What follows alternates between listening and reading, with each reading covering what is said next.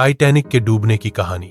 सन 1912 में दुनिया का सबसे बड़ा और शानदार जहाज आरएमएस टाइटैनिक इंग्लैंड के साउथहैम्पटन बंदरगाह से अमेरिका के न्यूयॉर्क की ओर रवाना हुआ। यह जहाज उस समय की आधुनिक तकनीक का चमत्कार माना जाता था।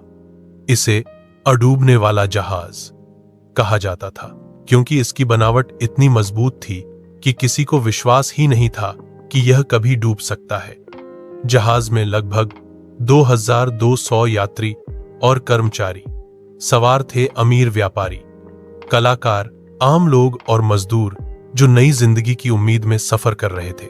10 अप्रैल 1912 की शाम को टाइटैनिक ने समुद्र की लहरों को चीरते हुए अपनी ऐतिहासिक यात्रा शुरू की। जहाज में सब कुछ विलासिता से भरा था। सुनहरी दीवारें, चमकते झूमर, संगीत, स्वादिष्ट भोजन और नाच गाने का माहौल। लोगों को लग रहा था जैसे वे किसी सपनों के महल में हों, पर किसी को नहीं पता था कि यह यात्रा कभी अपने गंतव्य तक नहीं पहुंचेगी। 14 अप्रैल 1912 की रात बहुत ठंडी थी। उत्तरी अटलांटिक महासागर में बर्फीली हवाएं चल रही थीं।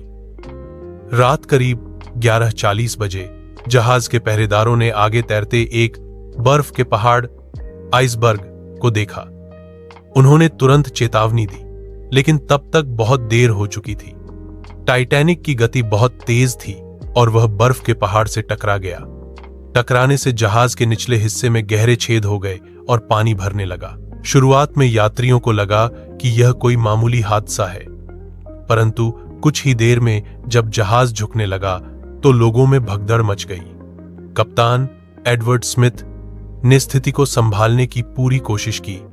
जहाज पर मौजूद बैंड तब भी शांतिपूर्वक संगीत बजा रहा था ताकि यात्री घबराए नहीं।